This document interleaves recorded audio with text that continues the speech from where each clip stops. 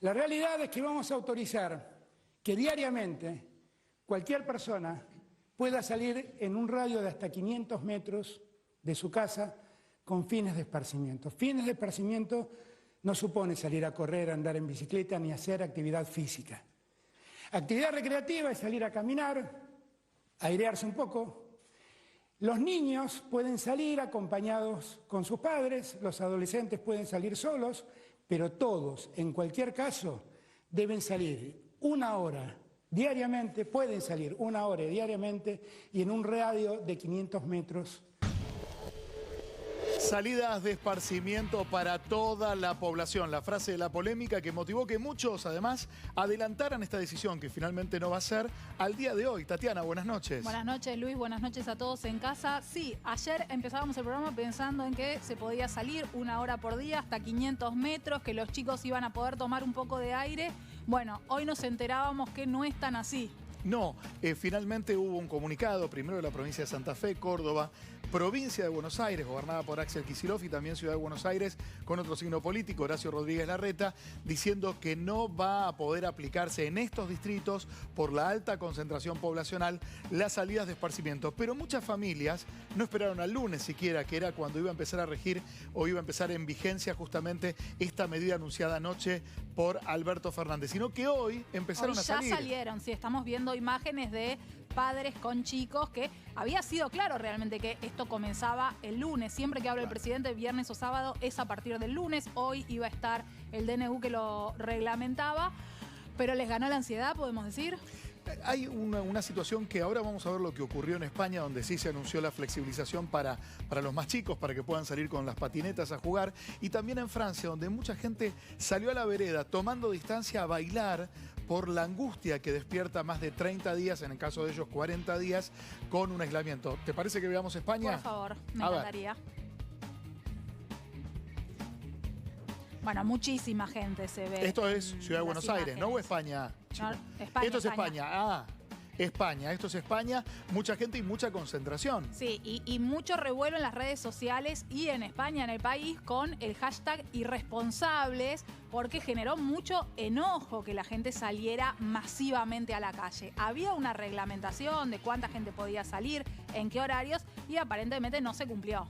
En España también hay que encuadrar esta polémica dentro de un contexto político de un arco muy resquebrajado, ¿sí? Desde la derecha de España hasta el gobierno de coalición que hoy por hoy está al mando con Pedro Sánchez Castejón. Estamos hablando de una realidad política muy pulseada, para hablarlo, digamos, vulgarmente, y donde están tratando de buscar permanentemente las malas acciones que tuvo el gobierno de Pedro Sánchez por no haber declarado la cuarentena después del 3 de marzo, donde ya había una gran cantidad de casos. Sí, estas imágenes yo creo que asustaron mucho. Hoy tomaban la decisión los gobernadores, los intendentes, de qué es lo que iba a pasar en la República Argentina a partir de mañana, pero a la vez tal vez faltó un poco de claridad ayer, porque la gente terminó entendiendo que todos podían salir desde el lunes con fines recreativos, no hacer ejercicio físico, en eso fue muy claro el presidente, claro. Pero no se había entendido que eran las provincias y los intendentes quienes iban a delimitar la posibilidad de salir un poquito a la calle. Sumamos un territorio además. Mendoza también coincidió con Córdoba, Santa Fe, provincia de Buenos Aires y Ciudad de Buenos Aires, y dijo el gobernador actual, Rodolfo Suárez, que no piensen en flexibilizar en Gran Mendoza y la ciudad capital provincial. Busquemos de nuevo lo que dijo ayer el presidente de la Nación, lo estábamos viendo en vivo aquí en Canal 9 en Quédate, porque quiero remarcar dos datos de la presentación. Obviamente fue bien intencionada, el presidente lo que quería era ir dando, rumbos o por lo pronto faros en el futuro más próximo. Esto se termina de alguna manera acoplando a la principal medida que tenía que ver con, bueno, vamos a empezar a definir geográficamente. Claro. Y qué es lo que pasa con las poblaciones, con los distritos en los que hay más de 500.000 personas y qué es lo que pasa con los distritos en los que hay menos. Bueno, las grandes aglomeraciones urbanas no van a poder finalmente salir con fines recreativos. El tema es que fue en la última filmina donde no había un hincapié, o donde Alberto Fernández no remarcó el hecho de que esta no iba a ser una disposición general. Y la filmina tiende a confusión con una frase que dice para toda la población. Miremos. La realidad es que vamos a autorizar que diariamente cualquier persona pueda salir en un radio de hasta 500 metros de su casa con fines de esparcimiento. Fines de esparcimiento no supone salir a correr, andar en bicicleta ni hacer actividad física. Actividad recreativa es salir a caminar, airearse un poco.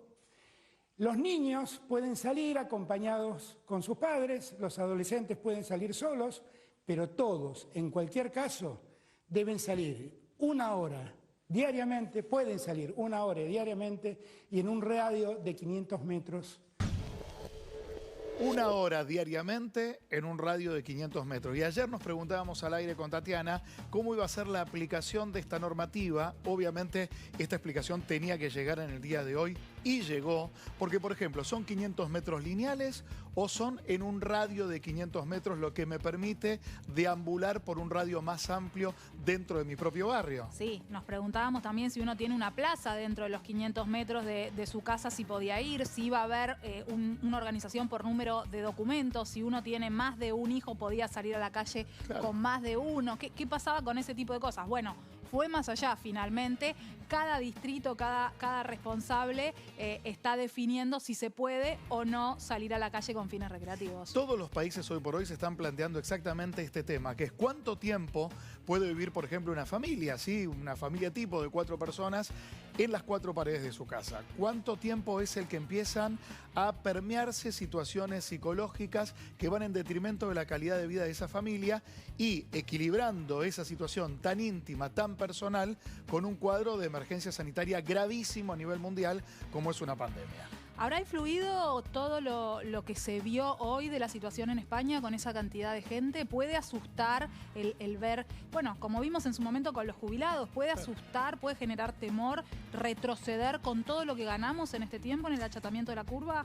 En relación a esto, Tati, te planteo algo que creo que todos estamos pensando. España tampoco está en su mejor momento. Si bien tocó un pico muy alto de muertes por día, una cifra tremenda, España verdaderamente superan las 20.000 víctimas fatales por coronavirus, hoy por hoy cuenta algo más de 250 vidas fallecidos en las últimas 24 horas. Entonces, cuando comparamos esa situación con Argentina, donde hay muy pocos muertos en un día y donde hay apenas 112 infectados en las últimas 24 horas, nos podemos preguntar también, bueno, ¿cuándo vendrá esa bendita flexibilización, no? Sí, es una situación muy difícil la que está viviendo la gente en sus casas.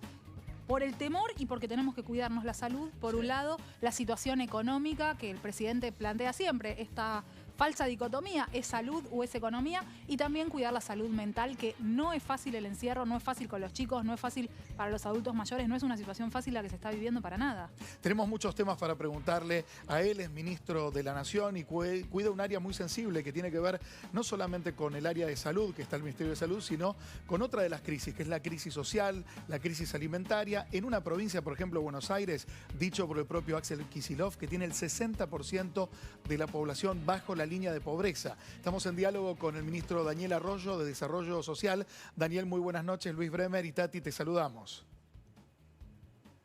Buenas noches y un gran gusto. Bueno, primero, te quiero meter con este tema, que obviamente es el tema del día. Hubo un intento de flexibilización, en realidad luego se recalculó desde los distritos más concentrados de población y pensó que esto podía ser peligroso. ¿Cómo ves este marco? No, hubo un criterio general, que es lo que hace el Estado Nacional, con plantear la posibilidad de que haya 1 hora de recreación, no solo para los chicos, sino en general. Y eso es una definición que cada provincia tiene que tomar. Está claro que los grandes centros urbanos, la problemática es más fuerte, las posibilidades de contagio y de transmisión son realmente importantes. Y en ese sentido, los grandes centros urbanos, Rosario, el Gran Rosario, Córdoba, el Gran Córdoba, conurbano bonaerense, Ciudad de Buenos Aires, San Miguel de Tucumán, donde está la problemática social y de transmisión más grande, se definió claramente por ahora no prolongar, no permitir esto de las salidas. Creo que es un esquema en donde todos vamos aprendiendo, avanzando. El tema social y el tema de transmisión del virus claramente tiene su foco central en los grandes centros urbanos y tenemos que ser muy cuidadosos todos ahí. Una pregunta, Daniel, que creo que todos nos hacemos y seguramente desde el gobierno nacional también, dado que estuvieron con tanto contacto a través de teleconferencias, ¿por qué la provincia de Buenos Aires, Santa Fe y Córdoba no plantearon esto antes que Alberto Fernández presentara la filmina, sabiéndose que era uno de los temas de preocupación social? A mí me parece que el criterio que se está tomando es correcto. El Estado Nacional fija las líneas generales. Es un país que tiene 24 provincias, 2.200 municipios, 6.000 kilómetros de distancia.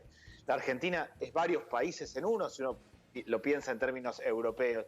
En ese sentido, a mí me parece que el gobierno nacional fije las líneas generales y que cada distrito vaya adaptando y analizando, es lo que corresponde. De verdad, digo, si yo lo veo por el lado social, la problemática de los grandes centros urbanos es mucho más profunda que en el resto, seguramente también en el tema sanitario, y por eso a mí me parece que es correcto un lineamiento general del Estado Nacional y una adaptación a la característica de cada provincia. De verdad, está tan concentrada la población argentina, sobre todo en el conurbano bonaerense y la ciudad de Buenos Aires, que hace que lo que se define ahí es como muy determinante. Ministro, tomo lo que decía. A la vez, realmente nos fue un poquito confuso ayer esto. De hecho, hoy mucha gente salió ya con los chicos a la calle sin siquiera respetar que esto empezaba a regir a partir de mañana. Lentamente se va aclarando. Ahora usted recién hablaba del conurbano bonaerense, por ejemplo. Le pregunto cómo se maneja esta situación con los más vulnerables, con los barrios más humildes. Acá hay tres temas centrales. Uno es que aumentó la demanda de asistencia alimentaria, sobre todo en el conurbano bonaerense. Nosotros, antes del inicio de la pandemia, teníamos 8 millones de personas que requerían asistencia alimentaria. Pasamos a 11 millones.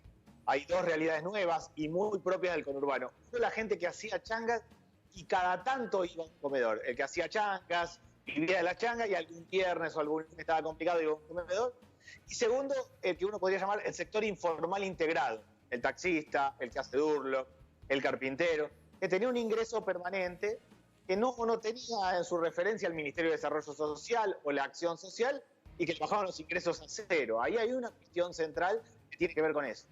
Lo segundo es el tema de que es muy distinto el aislamiento en un barrio donde hay hacinamiento que en el resto de los barrios. No es lo mismo la pena que alguien que vive en 2 o 3 ambientes o en una casa que alguien que vive de por sí en una habitación con otras 5 personas. Ahí nosotros trabajamos con esta idea de el barrio cuida del barrio, generar el menor movimiento posible en el barrio cuida del barrio, tiene que ver con generar controles de salud en las entradas de los barrios, gazebos, limpieza, controles de salud, de temperatura, hacer un recorrido por los barrios de los propios voluntarios. Específicamente por este punto que me parece muy interesante. Como vos bien decís, hay barrios donde uno no se puede quedar 30 días en una habitación de 4x4 con 5 personas porque es absolutamente inhumano. Digo, es hasta peor que carcelario. Te lo pregunto en relación al barrio. Hoy por hoy, ¿hay dispositivos ya armados con el Ministerio de Seguridad para cercar parte de un barrio, disponer controles de entrada y salida y poder hacer estos tipos de estudio de temperatura, de cuidado? Sí.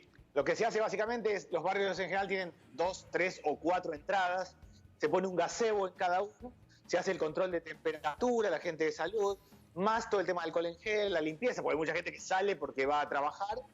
Junto con eso, los voluntarios del barrio hacen una recorrida casa por casa, ven los problemas alimentarios, el resto de los problemas, y después además, antes de entrar a la casa, o sea, hay un control, uno podría decir, en la puerta del barrio, pero antes de entrar en la casa, de vuelta hay todo un tema con el tema de la higiene.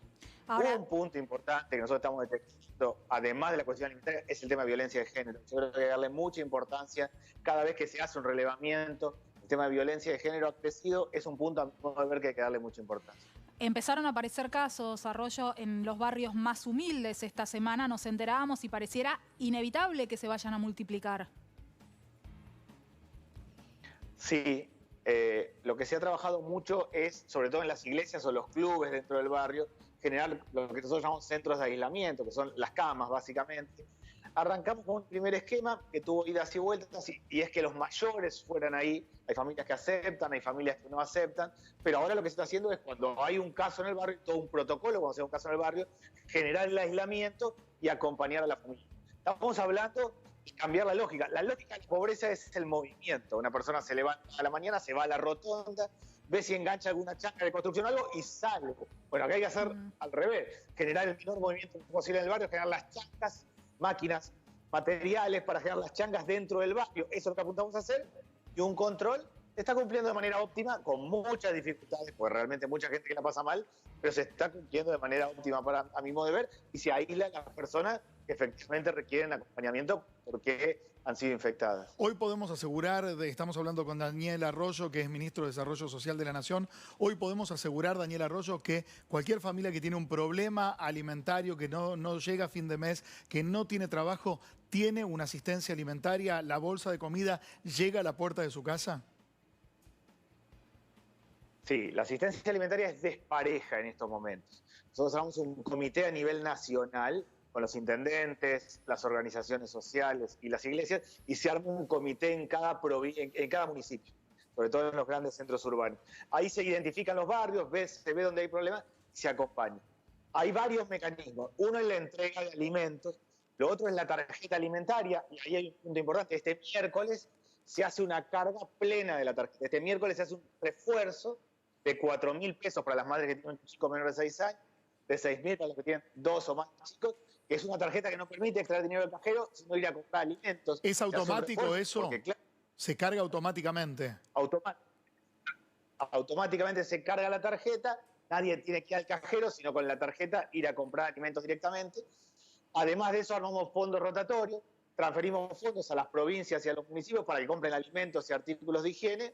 Y además de esto tenemos un seguimiento de los 3.000 comedores más críticos, todo en un contexto difícil, complicado, donde los ingresos bajaron a cero para muchas familias. Hay un seguimiento, hay un acompañamiento, es despareja la situación en cada barrio y por eso tratamos de, en cada comité de cada municipio, identificar dónde están los problemas más críticos y acompañar ahí. Ayer hablaba el presidente y mencionó 5 etapas, 5 fases para la salida de esta situación en la República Argentina. La última hablaba de una nueva normalidad. Nosotros hablamos inmediatamente con Kreplak, viceministro de Salud de la provincia de Buenos Aires, y pensábamos cuándo puede llegar esa nueva normalidad y resultaba prácticamente imposible pensar en eso antes de septiembre. ¿Hay capacidad para mantener estas ayudas en el tiempo? Sí, por varias razones, pero la más importante es que hay una gran red social en Argentina. Esto no es el Ministerio de Desarrollo Social o las provincias y los municipios. Lo mejor que tiene la Argentina es la red social. Son las organizaciones sociales, son las iglesias, son las escuelas. Todo eso está sosteniendo. Ahora, nosotros tenemos que trabajar en paralelo 2 elementos. Uno es la emergencia. En la emergencia es sostener los ingresos, como el IFE, el ingreso familiar de emergencia, o los bonos a la asignación por hijo, planes sociales, reforzar la asistencia alimentaria, que es lo que estaba contando, y generar el menor movimiento posible en los barrios. Esos son los 3 tareas y objetivos que tenemos ahora en el marco de la emergencia. Ahora, acá hay que construir el camino de salida. El camino de salida es generar trabajo, es empezar a reconstruir la idea de capacitación laboral, de crédito no bancario para máquinas y herramientas, de identificar qué cadenas productivas reales se van a poner en marcha en cada uno de los municipios. Acá estamos trabajando en paralelo, atender y contener la situación, donde lo alimentario es clave, pero también los ingresos, y empezar a trabajar entre todos un camino de salida. Yo confío en la red social, lo mejor que tiene la Argentina es gran red social, de verdad. He recorrido varios países de América Latina y cada vez que volvía de un país, de recorrer sus barrios pobres, llegaba a la conclusión de que la Argentina tiene una red social que prácticamente no tiene ningún país. Es eso lo que está sosteniendo hoy a mucha gente que la pasa mal, que la pasa mal, ¿no?, en términos de ingreso y que la pasa mal por falta de horizonte. La idea es seguir empezando a preparar esa Argentina para cuando pase la pandemia y que esas personas puedan salir a trabajar y tengan principalmente un trabajo al que acudir. Arroyo, le pregunto por algo que nos atravesó esta semana que acaba de pasar, que tiene que ver con el valor de los alimentos. Hay aumentos, lo denunciaron los supermercadistas, muchos de ellos impidieron que se bajen los productos en sus depósitos. También hay denuncia de almacenes, aumentos hasta el 10 o 12% en harinas y aceites. ¿Se pudo hablar con los productores? ¿Por qué estos aumentos si el dólar justamente que involucra a los productos importados de estos elementos como envases están retenidos, están con un dólar planchado, no dependen del blue? ¿Qué excusa dan? Hay 2 cosas. Uno es, la pobreza es una combinación del costo de los alimentos y de los ingresos de la familia. Y acá objetivamente se está complicando la situación porque han aumentado los alimentos y bajaron los ingresos de la familia. Por eso hay más reclamos de asistencia alimentaria y hay tanta gente que tiene dificultades objetivamente. En lo que tiene que ver con los precios, está claro, el gobierno ha puesto el esquema de precios máximos y ahí hay que agudizar y fortalecer el control. Nosotros estamos haciendo una compra de alimentos ahora, estos días, y establecimos dos criterios. Uno es precios máximos mayoristas. El Estado, cuando compra alimentos, tiene precios máximos mayoristas de ahí para abajo. Se termina el debate sobre el piso y hay que establecerlo con claridad. Y segundo es invitar a todos. Estamos haciendo ahora, en este momento, hasta el 29 y 30 de abril, una compra de alimentos a través de una plataforma que se llama Comprar, que es la plataforma que tiene el Estado. Invitamos a los productores, grandes, chicos, medianos, a la economía popular, a las empresas recuperadas, a todos que participen y que establezcan este criterio. Es de precios máximos mayoristas para abajo. Todos tenemos que ayudar con los precios. Está Arroyo, claro esto en este puntualmente... contexto, Digo, nos estás habilitando la posibilidad de preguntarte, en este caso, el hecho de que... No los estaba entendiendo, chicos. Perdón, por un tema de piso. Nos estabas dando el pie para que te preguntemos por aquella compra de alimentos que finalmente generó una denuncia, que hoy por hoy la tiene el Poder Judicial, y que determinó cambios en la forma en que el Estado compra productos para tratar de romper una especie de... A ver... quiste de sistema de bolseros que intermediaban entre productores y el propio Estado, ¿es así? Es así, esa compra se suspendió, no se hizo, no se pagó, no se puso en marcha. Hay por un lado un sumario interno que he puesto en marcha yo, la justicia está investigando y hubo un cambio de funcionarios. Es el sistema que hace 20 años tiene la Argentina. Nosotros hicimos un cambio importante a partir de ahí, dos cambios. El primero es el que decía antes, precios máximos mayoristas. La regla está clara. El Estado tiene precios máximos mayoristas como regla, cualquiera que le quiera vender alimentos al Estado, de ahí para abajo. Y segundo, no invitar a algunos, sino a todos. Lo que llamamos el portal Comprar que tiene el Estado Nacional es el que todos se pueden anotar ahí y poder, en el caso que les interese, vender alimentos al Estado. Hay en más de 700 empresas, proveedores, productores anotados ahí, deberían anotarse todos y todos tienen que participar. La forma de resolver el problema de las compras del Estado es esa. Eso es mejorar la compra. Ahora, el cambio estructural que yo ya venía haciendo, que hay que hacer es descentralizar. No tiene sentido que el Estado compre 12 millones de kilos de alimentos. Así como hicimos con la tarjeta alimentaria, salteamos todo y la familia tiene la tarjeta y compra directamente. Tenemos que ir, y es lo que estamos nosotros desde el comienzo queriendo encarar, un sistema de tarjeta para comedores. O sea, mejora el sistema de compra ahora, resuelve un problema de hace muchos años, pero lo estructural acá es descentralizar y fomentar el desarrollo local. Que el comedor vaya a comprar a la esquina, a la vuelta, que mueva la economía de cada lugar y que las familias. Hablaba de los comedores recién, Arroyo, y retomo lo que hablábamos al principio de la charla. ¿Cuánta gente está comiendo hoy en comedores, lugares que siempre fueron importantes en los barrios y hoy se vuelven fundamentales? Antes de la pandemia teníamos 8 millones de personas que recibían asistencia alimentaria. 3,5 millones son chicos en las escuelas, el resto son personas grandes con distintos mecanismos. Esos 8 pasamos a 11 millones en 15 días. Los primeros 15 días de inicio de la cuarentena pasamos a 11 millones. Ahora estamos haciendo un nuevo estudio para ver si se han mantenido en 11 millones. Han crecido, pero está claro que ha aumentado la demanda alimentaria. A mi modo de ver, la pandemia visibilizó el deterioro social que ya tenía la Argentina.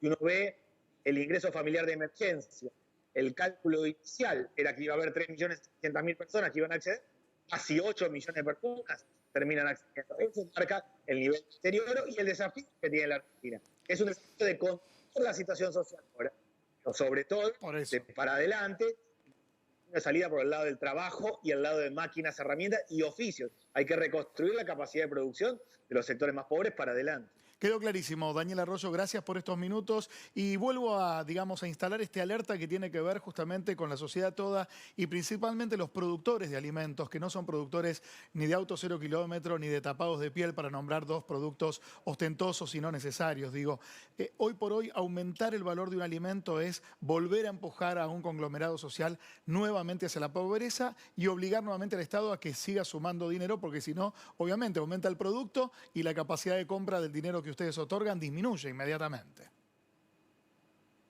No, y estamos hablando de una situación que realmente es crítica. Acá tenemos 4 realidades distintas.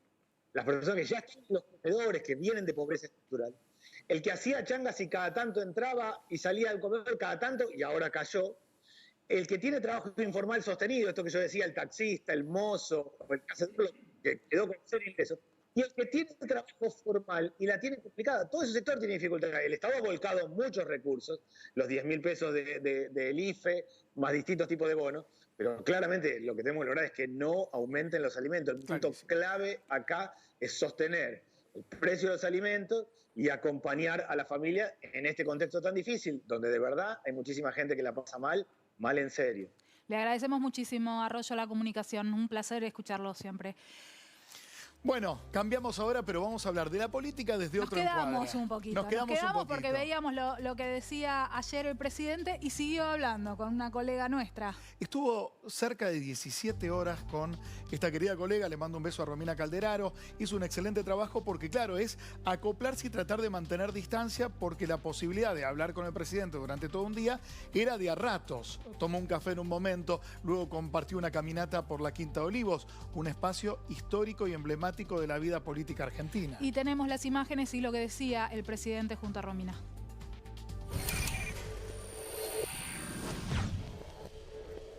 Yo hago política desde que tengo 14 años y he visto subir a la cima a un montón de gente y los he visto desbarrancarse a un montón de gente. Y entonces yo lo que tengo claro es que el poder te lo quitan con la misma facilidad que te lo dan.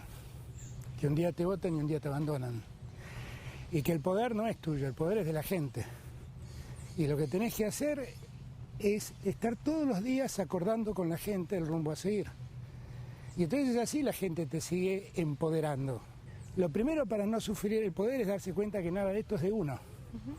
O sea, yo cuando esto termine me iré a vivir de vuelta a un departamento, a algún lugar, y todo esto quedará en mi recuerdo como una etapa linda de mi vida donde tuve una obligación que cumplir y creo haberla cumplido. Ay, el poder es esa herramienta tan maravillosa para poder hacer, porque el poder es poder hacer y transformar realidades, y también el poder, en muchos casos lo hemos visto en el pasado, que es una especie de almíbar que muchas veces justamente tienta, ¿no? Es todo un tema el poder. Y en algunos casos se puede usar para hacer bien y se puede usar para hacer el mal. Hablaba también el presidente de esta pandemia que estamos viviendo y cómo nos atraviesa a todos.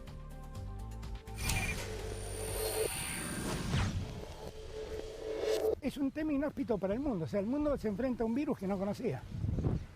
No sabemos cómo prevenirlo, no sabemos cómo curarlo. La forma que hemos encontrado de prevenirlo es actuar como la sociedad desde la Edad Media. Volver a encerrarnos en nuestras casas y no tocar a nadie. Eso es lo que hemos logrado. Este mundo, todos deberíamos entender que no ha servido de mucho, ¿no? Digo, Wall Street todos los días se cae y las empresas se desmoronan. ¿Y por qué se caen? ¿Por qué se desmoronan las empresas? Las empresas se desmoronan porque los consumidores han desaparecido. Todo puede valer nada en 5 minutos. Salen los consumidores de la escena y toda la inversión se convirtió en ficticia. Y además plantearnos otras cosas, ¿no? Porque cuando uno ve que en virtud de la pandemia y de la falta de actividad, de la falta de industrias y de transportes, la polución empieza a desaparecer y hay un mundo, un planeta con otro clima, uno también tendría que plantearse cosas, ¿no? El cambio climático que llevó a los acuerdos de París fue frustrado por muchos países, entre esos Estados Unidos, argumentando que eso significaba una caída, cambiar por ejemplo usar los combustibles fósiles por energías renovables significaba una caída de 4 puntos del PBI, explicaban. Y nosotros no queríamos hacer un mundo mejor por el riesgo de perder 4 puntos del PBI. Ya en un minuto nada más, ¿qué come, qué no come Alberto Fernández? Hobbies y también cómo se desconecta de esta historia tan perturbadora que es el ejercicio de poder. Pero antes son las 10 de la noche y les avisamos a los chicos que es el horario de protección al menor. A partir de este momento, finaliza el horario apto para todo público. Me preguntaba, ¿no? ¿Cómo desconectarse? Porque además es algo apasionante resolver problemas todo el tiempo. ¿Cómo desconectarse? ¿Hace o no análisis el presidente de la Nación? ¿Qué come, qué no come? ¿Cantará dentro de la Quinta de Olivos? ¿Tiene guitarras adentro de la Quinta de Olivos? A ver. A verlo.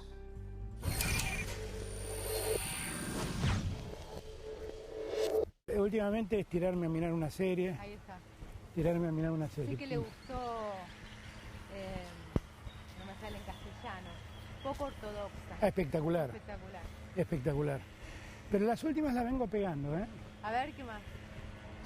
Hay una serie que se llama Califato, Sí. que es extraordinaria. Me devoré en unos días Fauda, que tampoco la había visto, es extraordinaria también.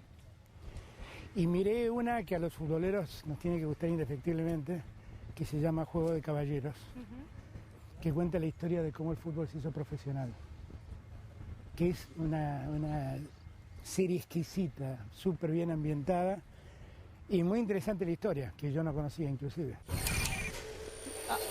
Estoy bastante al día con las recomendaciones de Alberto Fernández. Vi Fauda, vi Sí. Califato, me falta Juego de Caballeros. Así Vos sabés que que vamos a no anotar. dejaba de llamarme la atención, además de esta historia de desconectarse y ver una serie, esos jardines, ¿no? Hay un libro que habla sobre la Quinta de Olivos, me olvidé, le pido disculpas a la autora, Dolores se llama. Bueno, ahora lo busco, no se preocupen, que habla un poco de todo lo que pasó en esos jardines, ¿no? Podemos ir al acuerdo de Olivos entre Alfonsín y Menem, más atrás, a ver, el general Perón caminando por esos jardines y tantas otras escenas que determinan identitariamente la vida política argentina de hoy. Nosotros somos porque hubo un pasado. Bueno, malo, con altibajos, con sinsabores, con derrotas, con tropiezos, pero somos hoy políticamente aquello que nos concibió antes. Y esta foto forma parte de un momento histórico. Sí, y viste que el presidente en esta entrevista dijo también que no termina de sentir que la Quinta de Olivos sea su casa, es un lugar por el que está de paso. Es verdad, por eso también tiene siete guitarras, o sea, hace música en los momentos que puede desconectar. Hay algo que no come, que no creo que no está en el recorte que acabamos de ver, que son legumbres. ¿Por qué? Un dato, creo que es por una especie de sensación de infancia donde sentía que podía atragantarse. Ah, mira. Es de los del ajo. Yo creo que el mundo se divide ahí, si hay una grieta entre los que comemos ajo y los que no. Los que no, yo ¿Vos me voy para acá. ¿Por qué no comes ajo? No Bueno. me llama, perdón. Está bien. Perdón, igual te quiero, pero perdón. Bien. Pero me querés lejos, ahora a los 2 metros, te por el acepto, olor a ajo. No, te acepto que comas sin ningún Ahí. problema, pero no. Tenemos un fragmento más del presidente que contaba una anécdota con el gran Papo.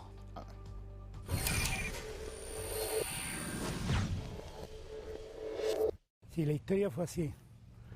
Habíamos ido a comer, mi padre era juez de la Cámara del Crimen y le gustó ir a comer a Pipo. Estábamos los dos enfrentados y mi viejo miraba atrás mío con preocupación, como con cara de ¿qué está pasando ahí? Entonces le digo, ¿qué te pasa? Mira, es que ahí atrás hay unos tipos que están comiendo, me dice que son increíbles. Y digo, ¿pero por qué? Me dice, uno está comiendo los fideos con la mano, me dice. Y entonces me di vuelta y el que comía los fideos con la mano era Papo, que agarraba los fideos y se los... Entonces me di vuelta, cuando me ve, Papo me dice, ¿qué hace Alberto? Como hablaba. Y lo miré, eran Papo, Luis y otro más. Y me senté, me paré a saludarlos. Yo era un pibe, que ellos me conocían porque iba a los recitales. Volví, me levanté a saludarlos, volví, me dice, ¿quiénes son? Me dice mi hija, me dice, no, son grandes músicos, le digo. Y entonces, la conversación creo que se paró durante toda la comida, terminamos de comer, y a la noche cuando llegué, me sentaron, el tribunal familiar, mamá y papá, me sentaron en la mesa y me dijeron, me dice mamá, mirá, me ha contado papá un episodio increíble, dijo, ¿con quiénes estás hablando vos? ¿Con quiénes te estás juntando? Y entonces, claro, cuando vi que la cosa se me ponía complicada, le dije, mirá, ustedes no están dudando de mí, ustedes están dudando de la enseñanza que me dieron, de la educación que me dieron. Y ahí retrocedieron. Le digo, tengan confianza en ustedes, no tengan confianza en mí, tengan confianza que sirvió lo que ustedes dijeron. Bueno, qué anécdota, ¿no? De, primero, un ícono como Papo, pero por otro lado, cosas que hoy no podemos hacer, como ir a Ir a Pipo, comer Por fideos Dios. con doble tuco, con pesto. Dios mío, eran potentes igual. Ya se podrá. Esos fideos era para un plato solo y sin postre. Ya se No podrá. falta tanto. Bueno, a ver, ellos están navegando en un destino, por el momento, con ciertas certidumbres y algunas incertidumbres. Los agarró este viaje en el medio de una cuarentena. Así es, una familia que pasa sus días en el mar, están navegando y ella está por ser mamá, ni más ni menos, embarazada de 8 meses. Conozcámoslo si les parece.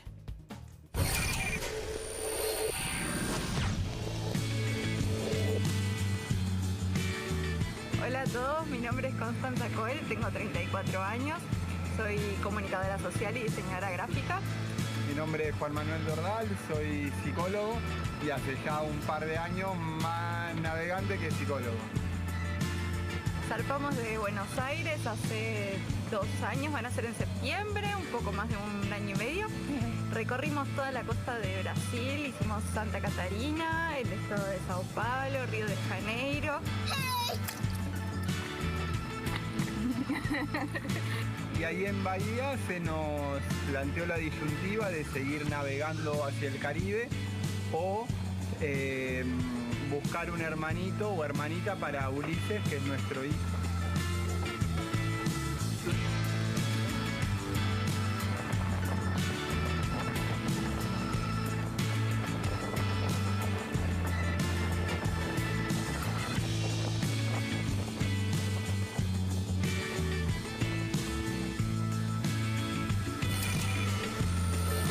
¿Sabes qué me ponía a pensar, Tati?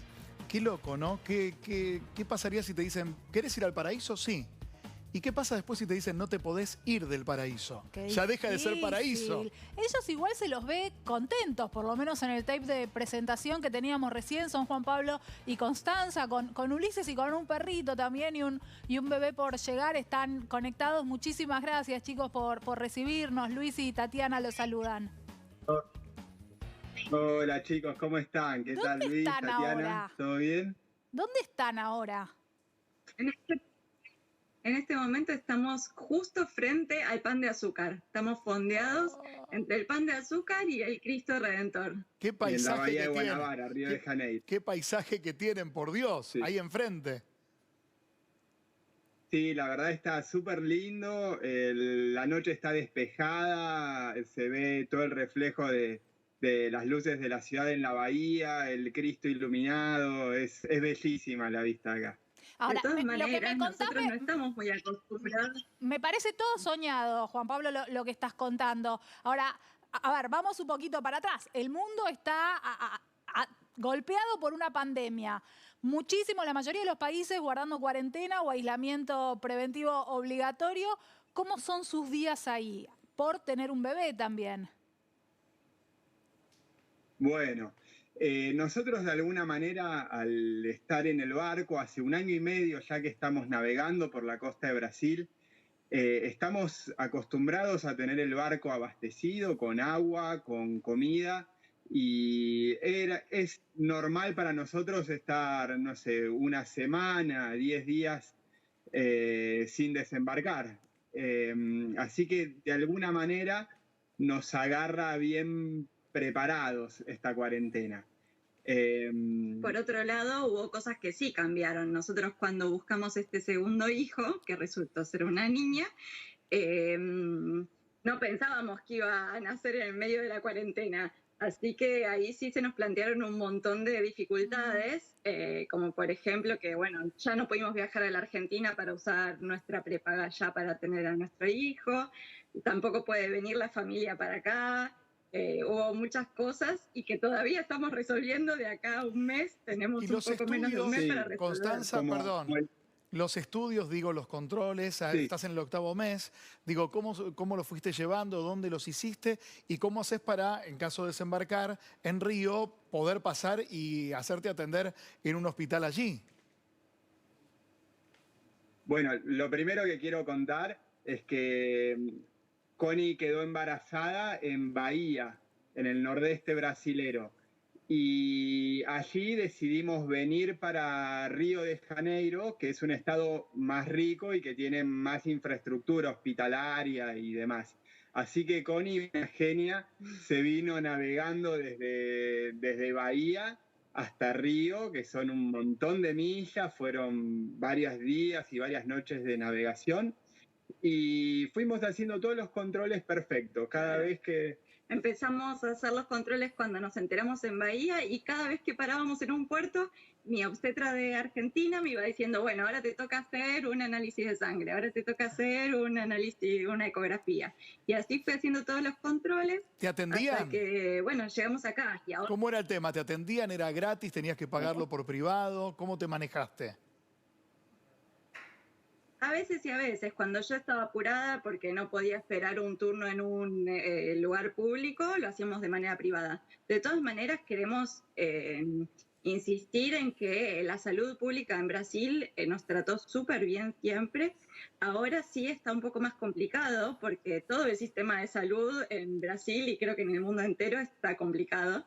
Entonces ahora estamos estamos tratando de hacer el parto en una institución privada, que es una maternidad exclusivamente. Sí, lo que más nos complicó fue el coronavirus, sin duda. Nuestros planes eran hacer el parto en una maternidad pública que tenía muy buena neonatología, por ejemplo, en Angra dos Reis, pero decidieron transformar ese hospital en un centro de atención del coronavirus y trasladaron a todas las madres a un hospital general.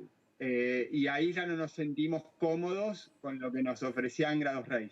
Pero lo bueno de vivir en un barco y de poder trasladarte es que levantamos el ancla y nos vinimos para Niterói, para Río de Janeiro, y Niterói, que es la clínica donde va a nacer nuestra hija. ¿Cómo es la vida de Ulises? ¿Cuántos años tiene y cómo es su vida en alta mar todo el tiempo? ¿Estudia, se educa en casa? ¿Cómo lo manejan? Nosotros zarpamos con Ulises la primera experiencia de viaje embarcado fue con 8 meses, navegamos por Belice y después con 1 año y medio decidimos hacer este viaje, ¿no? Así que muchos nos preguntan, ¿y cómo se adapta Ulises al barco? Y la verdad es que Ulises es el que mejor se adapta de todos, porque para él estar en el barco es lo natural. A él le llama la atención de repente subirse un Uber, por ejemplo. Hace poquito le preguntamos, ¿te gustaría ir a un jardín? No sé qué. Sí, nos dijo, sí, me gustaría, pero ¿en qué barco queda? Para él Claro, es tiene normal toda que la vida en barco. Y para ustedes, chicos, digo, esta historia de que de pronto desde nuestra mirada, nuestra óptica, podríamos llegar a sentir inseguridad, estando en medio de un proceso de gestación, en un lugar tan silvestre, y sin embargo ustedes se sienten seguros, asistidos, con puntos de referencia para ir a buscar salud. ¿Se imaginan viviendo en un departamento de 2 ambientes en algún momento o adoptaron para siempre esta historia de vivir en libertad? No podemos decir para siempre en ningún caso porque se nos ocurren un montón de ideas de cosas para hacer, viajes que tenemos muchas ganas de hacer, formas de vivir que nos interesan y nos entusiasman. Pero volver a la vida de antes, de vivir en un departamento, por más cómoda que fuera esa vida, preferimos esta. Horarios de oficina, tener que pagar el seguro del auto, las expensas. Para, ya que planteas el tema, se me ocurre preguntarte, ¿cómo viven o de qué viven arriba del barco? Si podemos averiguar eso. Claro, nosotros cuando zarpamos de Buenos Aires dejamos nuestra casa en alquiler y pensamos que con eso iba a ser suficiente, porque la vida en un barco es muy austera, es muy simple. No es que uno tiene que andar pagando muchos gastos, es más que nada la comida y algunos gastos que genera el barco, el mantenimiento y eso. Pero bueno, con la inflación que hubo y la diferencia con el real, ahí se complicó un poco. Pero a la vez sucedió que nuestros seguidores en Instagram, tenemos unas redes que están creciendo mucho, se llaman El Barco Amarillo, en Instagram, YouTube, en Facebook. Esos seguidores nos empezaron a pedir de alojarse con nosotros. No teníamos ni un barco de lujo, sabían que teníamos un niño de 2 o 3 años, depende del año en que vinieron, si vinieron el año pasado o este año. Que el barco no tiene ducha, por ejemplo, el baño es en el mar. Nos bañamos en el mar. Que nosotros comíamos el pescado que pesca Juan con el arpón, que no teníamos heladera. Vamos paso a paso por eso, porque tenemos mucha inquietud burguesa. Vos decís, el baño es en el mar, pero el mar tiene salitre. Salís del mar y cuando se seca te pica la piel. Claro, lo que hacemos es enjuagarnos la sal con agua dulce, pero usamos nada más que 1 litro o 2 de agua dulce. El agua dulce es lo que más se cuida a bordo porque es lo primero que se acaba. El barco es un velero, entonces consume muy poco diésel, únicamente cada tanto cuando no hay viento. Lo primero que se acaba antes que la comida, que cualquier cosa, es el agua, y la cuidamos un montón. Claro, Para que se den una idea, en el barco cargamos 200 litros de agua y con eso nosotros vivimos 15 días sin tener que recargar. 200 litros es lo que se gasta en una ducha convencional en tierra. Pará, 10 15 minutos. días de agua, de autonomía, de agua dulce para poder navegar, o una ducha. Una ducha, Sí. exactamente. Acá viviendo en un barco uno se da cuenta y es muy consciente de la cantidad de agua que se usa.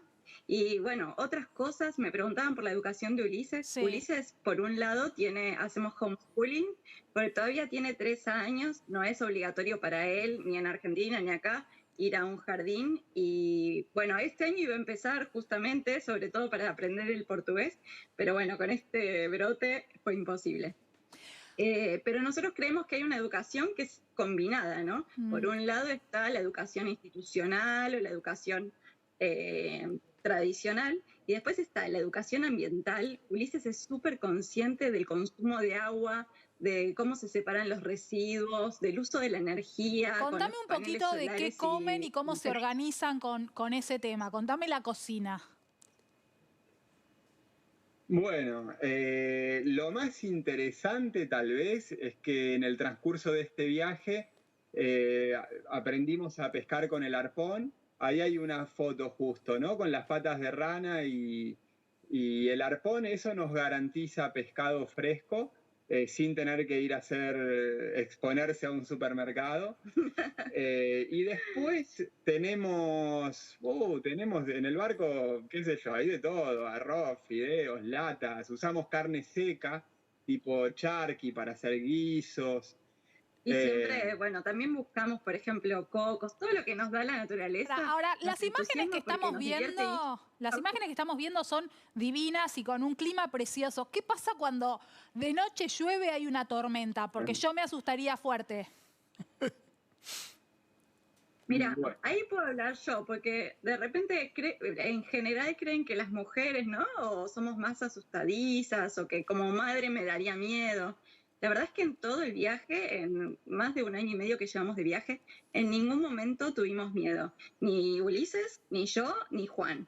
Eso tiene que ver con cómo programamos las navegaciones. Juan es súper conservador y cuidadoso con navegar en condiciones ideales para navegar en familia. No estamos corriendo regatas, no queremos llegar rápido a ningún lado. La idea es ir disfrutando del camino, ¿no? Pasarla bien, que el viaje sea lo más largo posible y siempre disfrutándolo. Lo bueno es que hoy en día hay muchos pronósticos y nosotros disponemos de tiempo, que es lo que no teníamos cuando teníamos trabajos formales. Ahora, pará. Me detengo ahí. Ustedes están viviendo hace 1 año y medio una situación muy extraña para nosotros que estamos viviendo hace más de 30 días, que es vivir en un espacio, muchos argentinos están viviendo en espacios muy reducidos, con convivencia 24 horas, donde no hay posibilidad de decir, bueno, papá y mamá van a hablar un tema de adultos, por favor, andate a jugar a la casa de un amiguito. Digo, ustedes ya lo están viviendo. ¿Qué cosas desde esa experiencia pueden compartirnos, ¿no? Para poder convivir tranquilos con la familia, pasar esta cuarentena nuestra desde un lugar tan maravilloso como ustedes, pero sin ese paisaje? En nuestro caso, sin el paisaje. Bueno, es re interesante lo que planteás, porque nosotros, en Buenos Aires teníamos una vida bastante típica. Cada uno tenía sus trabajos. Yo soy psicólogo, Connie es comunicadora social y periodista. Bueno, cada uno tenía sus cosas y nos encontrábamos hasta la noche cuando volvíamos del trabajo. En cuanto nos vinimos a vivir al barco, empezamos a convivir 24 horas y cumpliendo funciones muy específicas, porque somos pareja y también somos padres y también somos miembros de una tripulación y también trabajamos juntos, para decirlo de alguna manera. Y lo que nos dimos cuenta en un barco es muy radical, esto que voy a decir, uno se da cuenta muy fácilmente, que es que estamos todos en el mismo barco, digamos. Y yo, por más que esté de muy mal humor, no le puedo hacer pasar un mal momento a Connie y a Uli, porque no es justo, porque ellos no tienen dónde ir. Bien, ahí pará. Si Connie está... Juan Pablo, ahí tenemos el primer tip. El primer tip es entonces saber que estamos en un ambiente 2, 3 encerrados, aislados, no encerrados porque estamos poniendo nuestra voluntad al servicio de la salud pública y que puede haber un momento donde estemos muy enojados y en ese momento tratar de guardarse algunas palabras, aunque broten, guardarlas para adentro, reflexionar sobre eso, ¿no? Sí, por lo general uno está peleado consigo mismo, ¿no? Y el otro no tiene por qué pagar los platos rotos. No es justo. Navegando en la peor tormenta, el capitán tiene que poner una sonrisa y pedir las cosas por favor, y el tripulante tiene que ofrecer su mejor cara, digamos.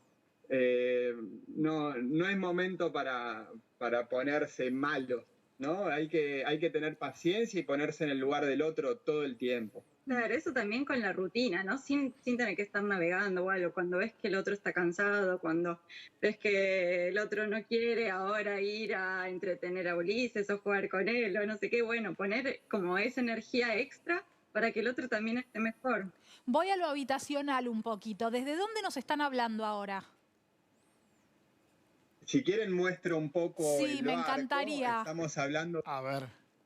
desde uno de los costados, digamos, lo que sería la banda de estribor. Ahí Bien. estoy apuntando hacia adelante, esa es la proa. Ahí Sí. atrás está Ulises, ese es su camarón. Está durmiendo ahí. Tiene su habitación, A ver. Ulises, perfecto. Bien. Hay espacios para cada uno.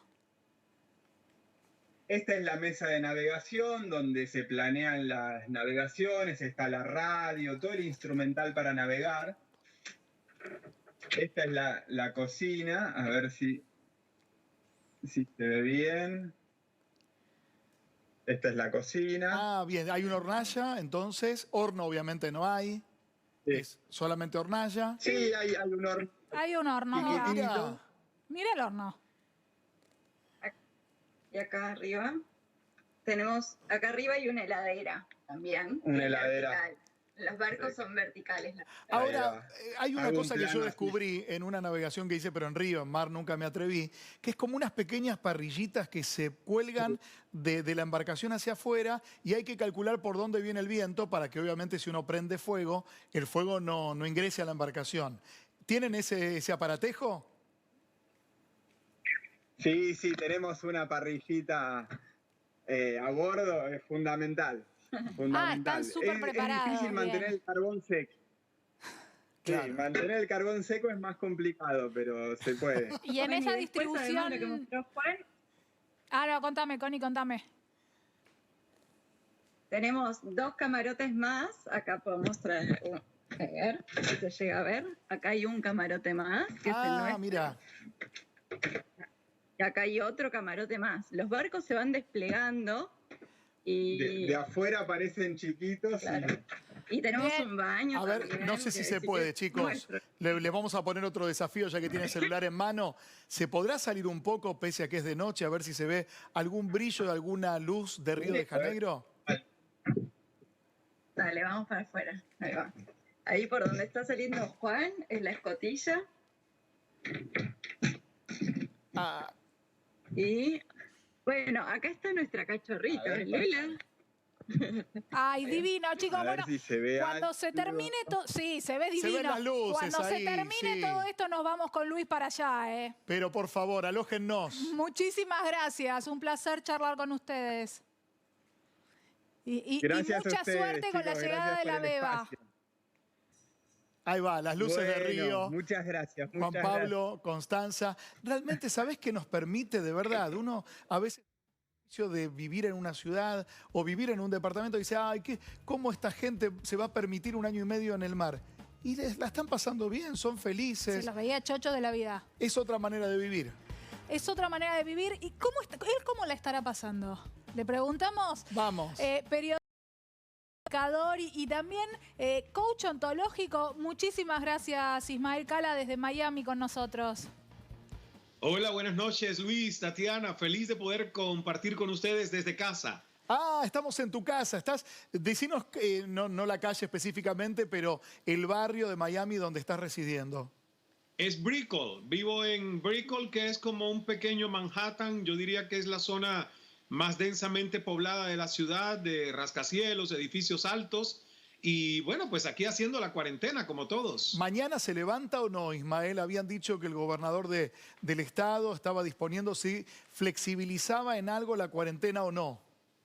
Yo creo que todavía no. La verdad que hay un equipo de la gobernación que está estudiando casos como el de Georgia, que ha sido muy controversial, la ciudad de Atlanta y otras importantes ciudades del estado de Georgia que sí se anticiparon y pese a las recomendaciones de los expertos de salud que les decían que todavía les parece muy prematuro, pues flexibilizaron la cuarentena y hay mucha polémica sobre esto porque en realidad el hacerlo de una manera prematura, que en algún momento nos va a tocar salir, arriesgarnos, ser disciplinados y convivir con el virus que no se va de la noche a la mañana, pero los expertos de salud lo que están diciendo es que hacerlo de manera prematura puede ser contraproducente y sobre todo con la llegada del invierno podría haber un rebrote que pueda ser letal y que colapsen los hospitales de nuevo. Entonces, la verdad que creo que para Miami estaríamos hablando de mediados de mayo, quizás finales de mayo. Si se sorprende la gente con que sea antes, no sé, pero no creo que ocurra antes de la mitad de mayo. Ismael, casi 1 millón de infectados en Estados Unidos, más de 55.000 muertos. ¿Cómo es el clima social que se vive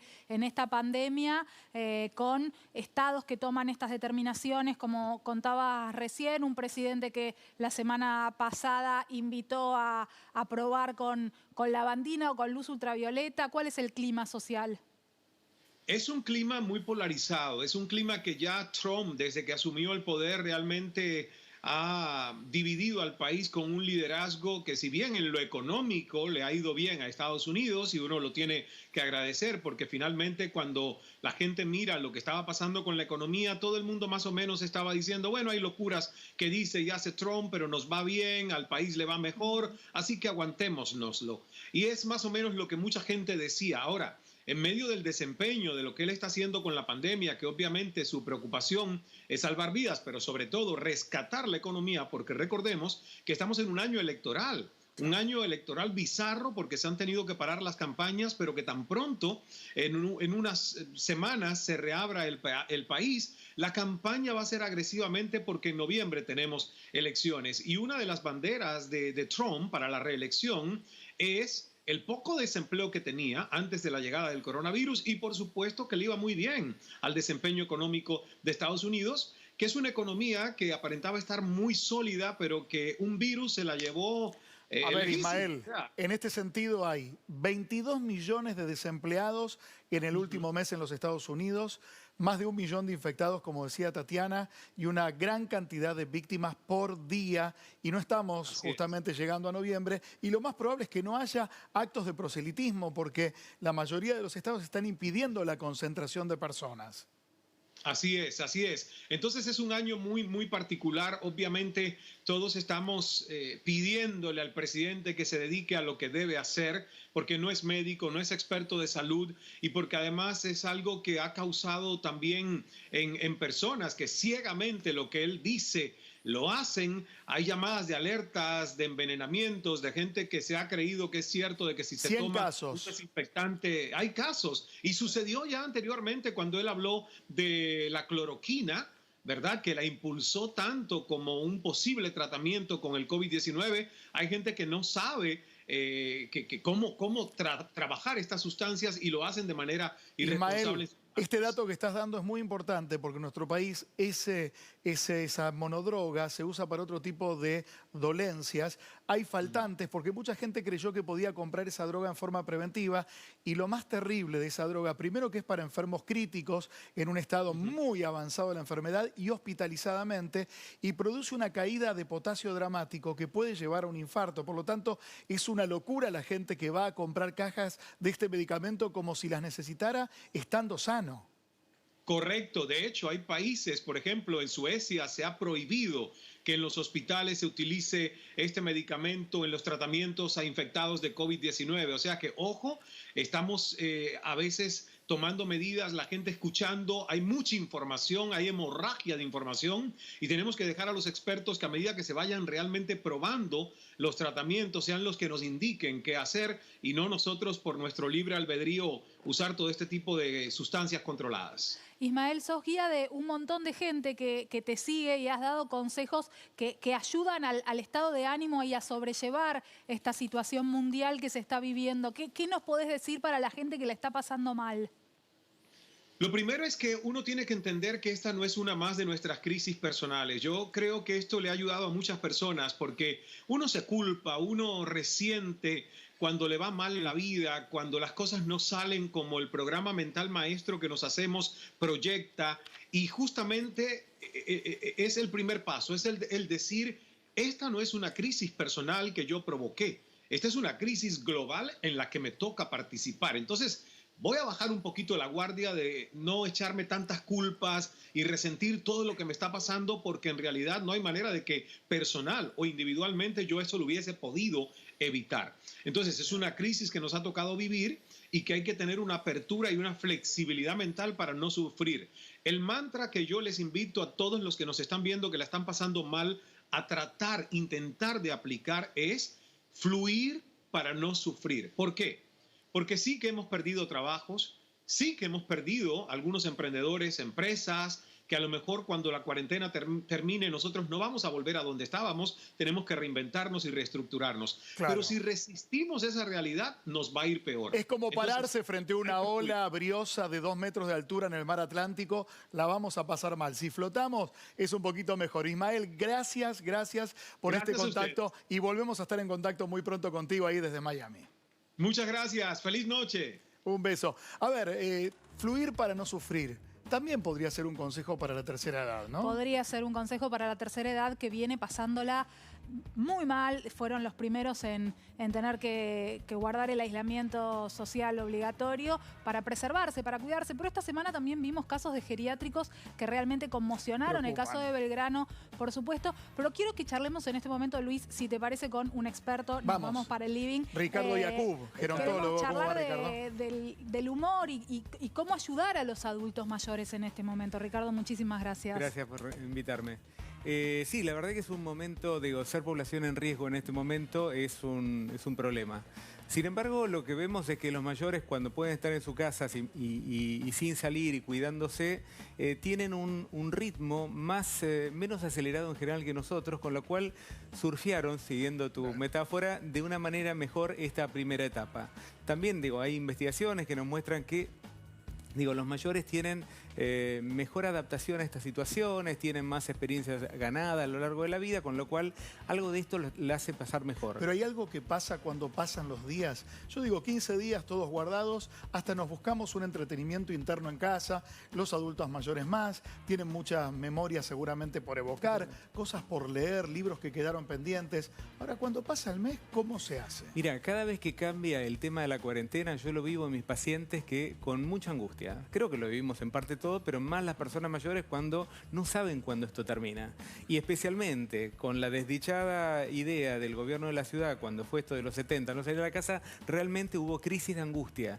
Porque en realidad lo que la gente sentía esto que ya había pasado límite y que era todo demasiado. Esto se volvió una sensación más positiva, porque en términos generales los personas mayores, los viejos, con todo lo que vale este término. Me encantan estos dos términos, perdón, paréntesis cortito.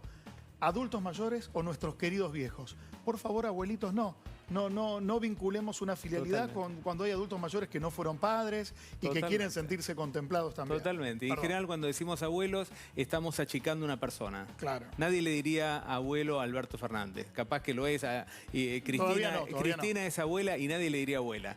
¿No? ¿Por qué? Porque así como no te diría vos mamá o a vos ¿Los papá. estamos subestimando con el término abuelos? Totalmente. Digo, sin quererlo, pero el término es un término que en alguna medida vos no le dirías nunca a nadie que vos respete esos valores, mamá o papá, tampoco se lo dirías a abuela. Perdón, me acuerdo de cuando una mujer da luz, a veces desde un lugar también de cariño, las enfermeras o médicos le dicen, mami, la mamita, no, pará, soy la señora tal que acaba de dar a luz, no me achiques. Totalmente. Y digo, me parece que un adulto mayor es un adulto con todo lo que vivió en su vida y en todo caso tendremos que denominarlo como esa persona quiera.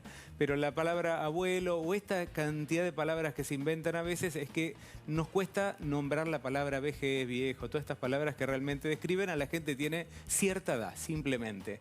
Pero digo, me parece que en este punto nos estamos encontrando con situaciones difíciles en las cuales esto, si se prolonga mucho, la gente empieza a sentir que le quedan menos recursos. ¿Por qué? Porque empieza a extrañar demasiado a los hijos, a los nietos. Hay gente que los ve, hay gente que no los ve hace mucho tiempo.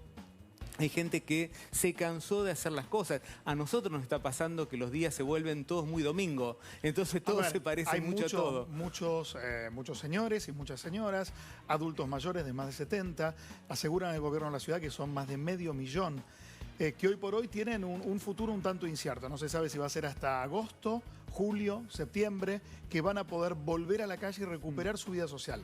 Tengo amigos y amigas personales con más de 70 años, con más de 3 trabajos.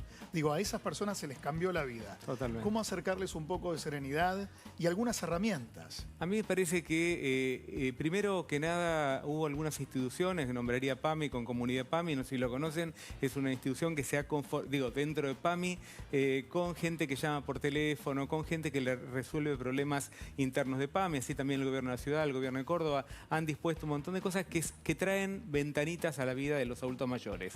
Pero por otro lado, creo que es fundamental entender que cuando los días se repiten tanto, y esto lo digo para todos, pero especialmente para los mayores, construir rutinas que en alguna medida nos den aire. Si no, uno tiende a veces a quedarse más en la cama, a no salir, o para qué me voy a cambiar, para qué me voy a bañar, para qué voy... Y la cama te atrapa. Y la cama atrapa. Ricardo, hay gente más grande o que tiene alguna patología, tal vez previa, gente en geriátricos, que tiene miedo de no volver a ver a su familia.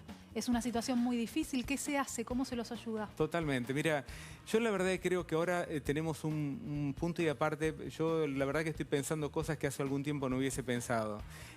Cuando uno ve los números de los muertos en las residencias, uno dice, epa, acá está pasando algo grave.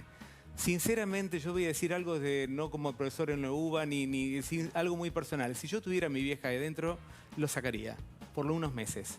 En la medida en que uno pueda retirar a una persona que está viviendo en una residencia, mi posición es que lo saque, porque se murieron el 50% de los mayores que están en residencias y no porque las residencias funcionen todas mal. Estás planteando un paradigma distinto, porque la mayoría de los consejos de los sanitaristas es no lleven adultos mayores a vivir con personas que pueden, por excepciones, salir de la casa y volver al cuidado de ellos. Hoy la estadística nos muestra otra cosa. Otra cosa.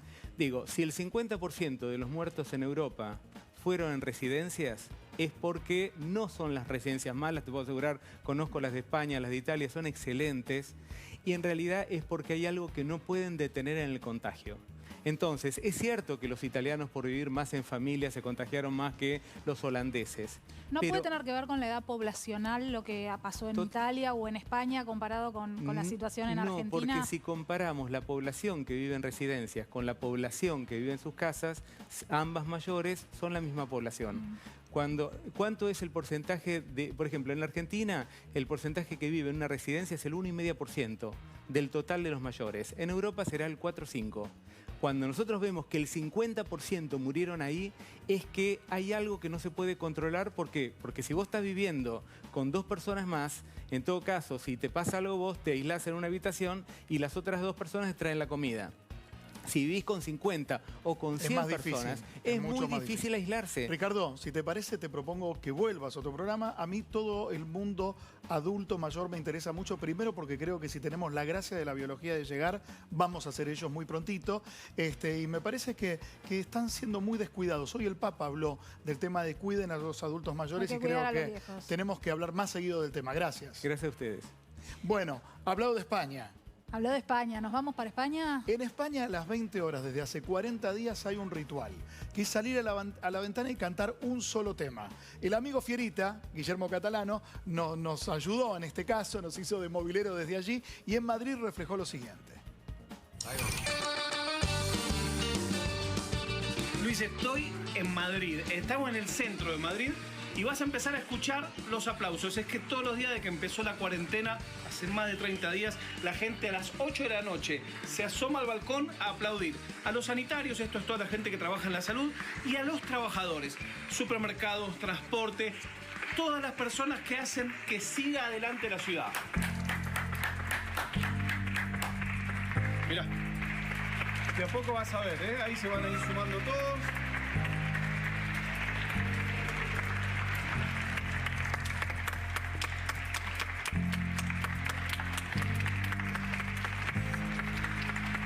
Este es un barrio como podría ser Caballito, Belgrano, Cañitas.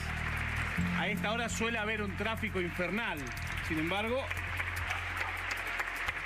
como verás, es total la cuarentena. Parte de la costumbre es que después, como 5 minutos después que empezaron los aplausos, hay un vecino, que es el del altavoz, que tiene un parlante grande, pero no sé quién es, pone música y todos los días pone distinto. Cuando alguien cumple años le cantan el cumpleaños. Y se empezó a dar que toda esta gente que usualmente no tiene mucho trato, con esto empezó por un rato a salir, a saludar unos a otros. No sé si se llega a escuchar. Érase una vez, está sonando ahora, porque como en los otros edificios parece que hay unos niños, suelen poner canciones de chicos, y empezó también una costumbre en esta calle de sacar muñecos. Hay otra calle donde la gente saca escobas, como que empezó también a hacer, como claro, la gente está aburrida, cada cuadra empieza a hacer cosas distintas, de manera espontánea, digamos, nadie habla con nadie para hacerlo, pero un día empiezan a pasar estas cosas. Bueno, Luis, querido, cuando suena Resistiré es que se termina esto. Salud, quédense en casa. Quédense en casa, en serio, es importante. Hay que estar, no es fácil, pero hay que quedarse en casa, es la única. Qué lindo ver amigos que hacen la cuarentena por el mundo y nos muestran un poquito de lo que está pasando. Le mandamos un beso grande a toda Fierita. la familia, a la hija también, que está enorme además, los otros días la vi. Un gran abrazo. Un beso enorme a Fierita y a su familia. Pero otro amigo, hablábamos de Resistiré, hablábamos de los adultos mayores, hizo una versión muy particular de Resistiré. Vamos a verla, si te parece. Resistiré erguido frente a todo. Cuando él te diga, vos arrancás.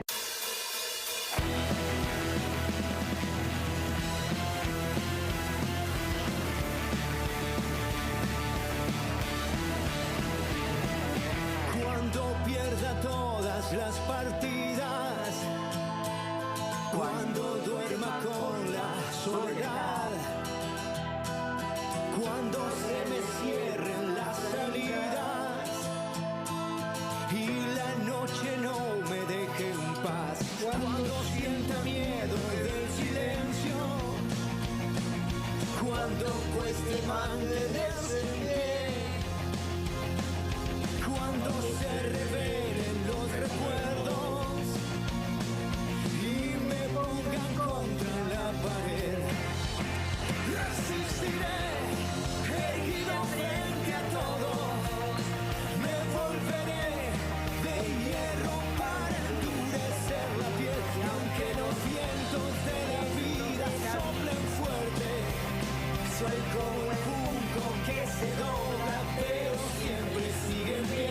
Resistiré para seguir viviendo. Cuánta garra que hay. Me doblaré como un junco, pero siempre seguiré en pie. Preciosa versión hecha con adultos mayores de David Bolsoni, que está en línea, y le agradecemos muchísimo, David, por atendernos. Un gusto. Hola chicos, los saludo, un gusto estar hablando con ustedes. ¿Cómo les va? ¿Cómo estás, David, y cómo surgió esta versión de Resistiré? Bueno, en realidad estuve pensando mucho en mi abuelo desde que empezó toda la cuarentena por cuestiones de falta de libertad, historias que me contaba mi familia, mi viejo cuando éramos más chicos, y la verdad que empecé a sentir cositas que me parecieron muy conocidas. Y de pronto un abuelo me escribió por las redes sociales y me contó una historia y me dijo: vos tendrías que ser la voz de los viejitos, ¿no? Y la verdad que yo no venía queriendo cantar Resistiré, me hablaban, me escribían amigos, productores diciéndome que haga una versión, ¿por qué no hacía una versión de Resistiré? Ya que había hecho la de la novela, etc. Claro. Y sentía como que la canción ya había sido naturalmente cantada, ¿no? En España tengo familia que me mandaba imágenes de los españoles cantando la canción y empezó a sonar acá y de alguna manera era como sumarme a algo que ya estaba pasando naturalmente, Igual, no tenía por qué David, sumar más nada de eso, ¿viste? No sé si coincidís en un punto. Tu versión de la novela es una versión, la versión en que en algún momento se popularizó en una película de Almodóvar tenía otro contexto, y vos en esta versión estás resignificando el sentido de estas palabras con una fortaleza de los que muchas veces la sociedad considera más vulnerables, nuestros adultos mayores, que se levantan y dicen vamos a dar pelea, no nos consideren tan débiles, estamos acá para luchar. Es que eso es lo que yo imaginaba o sentía y no podía ver a mi viejo ni a mi vieja y tampoco tengo mi abuelo, pero escuchaba historias de gente que perdía a sus abuelos, sus familiares y no los podía ver y veía cómo hablaban de los adultos mayores, los abuelos o los viejos, como le quiera decir, cómo hablaban en el mundo entero, en esto de ponernos y separarlos de los jóvenes, y me parecía algo tan...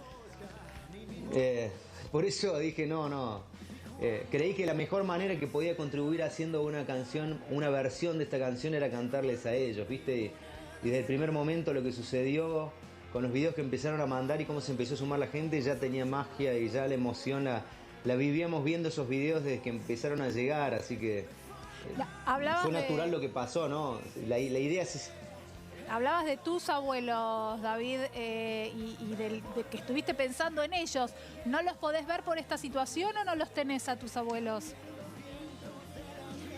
No los tengo, mis abuelos, lamentablemente. Los tengo, los llevo en la piel, pero no los tengo y realmente fueron muy importantes en mi vida y los extraño siempre. Y ahora que empezó a suceder esto, donde los empezaron a correr o ubicar o renombrar con esto del factor de riesgo y empezaron a decir, los abuelos no salen hasta cierta edad, no pueden salir a la calle. Yo vi a mi madre, que mi madre ya tiene sus años y mi padre también, y me empezó a tocar, ¿viste? No sé, ser un alma vieja, ¿viste? A mí me dicen soy un alma vieja.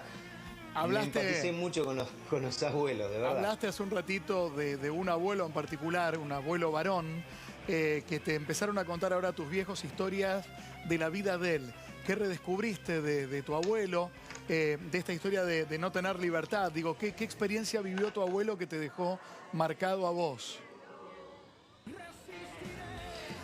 Mi abuelo estuvo en la guerra y estuvo en un campo de concentración 2 años. Y las historias de mi familia han sido por parte de mi padre, que era su hijo, y sus hermanos y los primos. Han sido siempre historias de carencias y de historias de aprender a valorar lo simple, lo que está a mano, ¿no? O sea, el pan, la comida, el agua, la libertad. Entonces, de chico, y uno si no vivió, no transitó por eso, es difícil entenderlo porque nunca le faltó. Y cuando empecé a vivir la cuarentena fue como automático, quizás fue una bajada del cielo, ¿no? De entender y empezar a sentir en carne propia ciertas nociones que me parecían tan familiares y básicas que me llevaron a conectarme de vuelta con mi abuelo. Te vemos con la guitarra. ¿Querés que nos vayamos al corte escuchándote un poquito, David? Un placer. Dale, un la tengo poquitito. Siempre porque estoy acá en el estudio, otra cosa no puedo hacer. Te agradecemos y nos despedimos escuchándote un poquitito. Un beso enorme, danos, a ver. Gracias, chicos. Les mando un beso grande y a todos los argentinos desde casa, de la cuarentena. Solidaridad, conciencia, aguante. Y desde acá les digo... Resistiré, erguido frente a todo. Me volveré de hierro para endurecer la piel. Y aunque los vientos de la vida soplen fuerte, soy como el junco que se dobla, pero siempre sigue en pie. Resistiré para seguir viviendo. Soportaré. La realidad es que vamos a autorizar que diariamente cualquier persona pueda salir en un radio de hasta 500 metros de su casa con fines de esparcimiento. Fines de esparcimiento no supone salir a correr, andar en bicicleta ni hacer actividad física. Actividad recreativa es salir a caminar, airearse un poco. Los niños pueden salir acompañados con sus padres, los adolescentes pueden salir solos, pero todos, en cualquier caso, deben salir 1 hora diariamente, pueden salir 1 hora diariamente y en un radio de 500 metros. Salidas de esparcimiento para toda la población. La frase de la polémica que motivó que muchos, además, adelantaran esta decisión, que finalmente no va a ser al día de hoy. Tatiana, buenas noches. Buenas noches, Luis. Buenas noches a todos en casa. Sí, ayer empezábamos el programa pensando en que se podía salir 1 hora por día hasta 500 metros, que los chicos iban a poder tomar un poco de aire. Bueno, hoy nos enterábamos que no es tan así. No, finalmente hubo un comunicado, primero de la provincia de Santa Fe, Córdoba, provincia de Buenos Aires, gobernada por Axel Kicillof, y también Ciudad de Buenos Aires, con otro signo político, Horacio Rodríguez Larreta, diciendo que no va a poder aplicarse en estos distritos, por la alta concentración poblacional, las salidas de esparcimiento. Pero muchas familias no esperaron al lunes siquiera, que era cuando iba a empezar a regir o iba a empezar en vigencia justamente esta medida anunciada anoche por Alberto Fernández, sino que hoy empezaron a salir. Ya salieron, sí, estamos viendo imágenes de padres con chicos, que había sido claro realmente que esto comenzaba el lunes. Siempre que habla el presidente viernes o sábado es a partir del lunes. Hoy iba a estar el DNU que lo reglamentaba, pero les ganó la ansiedad, podemos decir. Hay una situación que ahora vamos a ver lo que ocurrió en España, donde sí se anunció la flexibilización para los más chicos, para que puedan salir con las patinetas a jugar. Y también en Francia, donde mucha gente salió a la vereda tomando distancia a bailar por la angustia que despierta más de 30 días, en el caso de ellos 40 días, con un aislamiento. ¿Te parece que veamos España? Por favor, me encantaría. Bueno, muchísima gente se ve. Esto es Ciudad de Buenos Aires, ¿no? ¿O España? No, España, esto es España.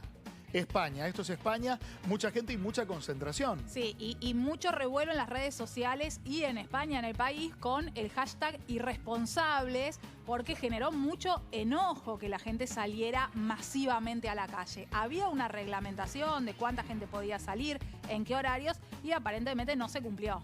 En España también hay que encuadrar esta polémica dentro de un contexto político de un arco muy resquebrajado, ¿sí? Desde la derecha de España hasta el gobierno de coalición que hoy por hoy está al mando con Pedro Sánchez Castejón.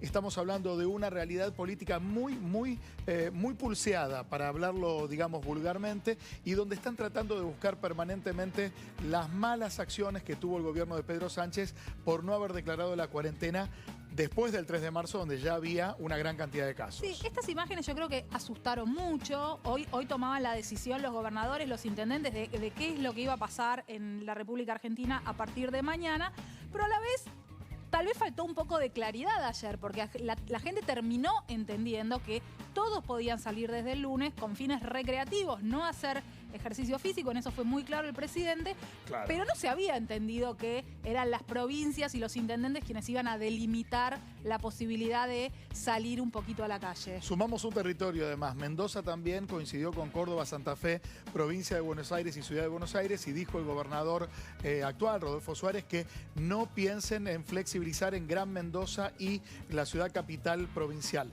Busquemos de nuevo lo que dijo ayer el presidente de la Nación, lo estábamos viendo en vivo aquí en Canal 9 en Quédate, porque quiero remarcar 2 datos de la presentación. Obviamente fue bien intencionada, el presidente lo que quería era ir dando, rumbos o por lo pronto faros en el futuro más próximo. Esto se termina de alguna manera acoplando a la principal medida que tenía que ver con, bueno, vamos a empezar a definir geográficamente. Claro. Y qué es lo que pasa con las poblaciones, con los distritos en los que hay más de 500.000 personas y qué es lo que pasa con los distritos en los que hay menos. Bueno, las grandes aglomeraciones urbanas no van a poder finalmente salir con fines recreativos. El tema es que fue en la última filmina donde no había un hincapié o donde Alberto Fernández no remarcó el hecho de que esta no iba a ser una disposición general. Y la filmina tiende a confusión con una frase que dice para toda la población. Miremos. La realidad es que vamos a autorizar que diariamente cualquier persona pueda salir en un radio de hasta 500 metros de su casa con fines de esparcimiento. Fines de esparcimiento no supone salir a correr, andar en bicicleta ni hacer actividad física. Actividad recreativa es salir a caminar, airearse un poco. Los niños pueden salir acompañados con sus padres, los adolescentes pueden salir solos, pero todos, en cualquier caso, deben salir 1 hora diariamente, pueden salir 1 hora diariamente y en un radio de 500 metros. 1 hora diariamente en un radio de 500 metros. Y ayer nos preguntábamos al aire con Tatiana cómo iba a ser la aplicación de esta normativa. Obviamente esta explicación tenía que llegar en el día de hoy y llegó, porque por ejemplo, ¿son 500 metros lineales o son en un radio de 500 metros, lo que me permite deambular por un radio más amplio dentro de mi propio barrio? Sí, nos preguntábamos también si uno tiene una plaza dentro de los 500 metros de su casa, si podía ir, si iba a haber una organización por número de documentos, si uno tiene más de un hijo podía salir a la calle con más de uno. ¿Qué pasaba con ese tipo de cosas? Bueno, fue más allá finalmente. Cada distrito, cada responsable está definiendo si se puede o no salir a la calle con fines recreativos. Todos los países hoy por hoy se están planteando exactamente este tema, que es cuánto tiempo puede vivir, por ejemplo, una familia, ¿sí? Una familia tipo de 4 personas en las 4 paredes de su casa. ¿Cuánto tiempo es el que empiezan a permearse situaciones psicológicas que van en detrimento de la calidad de vida de esa familia y equilibrando esa situación tan íntima, tan personal, con un cuadro de emergencia sanitaria gravísimo a nivel mundial como es una pandemia? ¿Habrá influido todo lo que se vio hoy de la situación en España con esa cantidad de gente? ¿Puede asustar el ver, bueno, como vimos en su momento con los jubilados, puede asustar, puede generar temor, retroceder con todo lo que ganamos en este tiempo en el achatamiento de la curva? En relación a esto, Tati, te planteo algo que creo que todos estamos pensando. España tampoco está en su mejor momento. Si bien tocó un pico muy alto de muertes por día, una cifra tremenda, España verdaderamente superan las 20.000 víctimas fatales por coronavirus, hoy por hoy cuenta algo más de 250 vidas, fallecidos en las últimas 24 horas. Entonces, cuando comparamos esa situación con Argentina, donde hay muy pocos muertos en un día y donde hay apenas 112 infectados en las últimas 24 horas, nos podemos preguntar también, bueno, ¿cuándo vendrá esa bendita flexibilización, no? Sí, es una situación muy difícil la que está viviendo la gente en sus casas. Por el temor y porque tenemos que cuidarnos la salud, por un lado, la situación económica que el presidente plantea siempre, esta falsa dicotomía, ¿es salud o es economía? Y también cuidar la salud mental, que no es fácil el encierro, no es fácil con los chicos, no es fácil para los adultos mayores, no es una situación fácil la que se está viviendo para nada.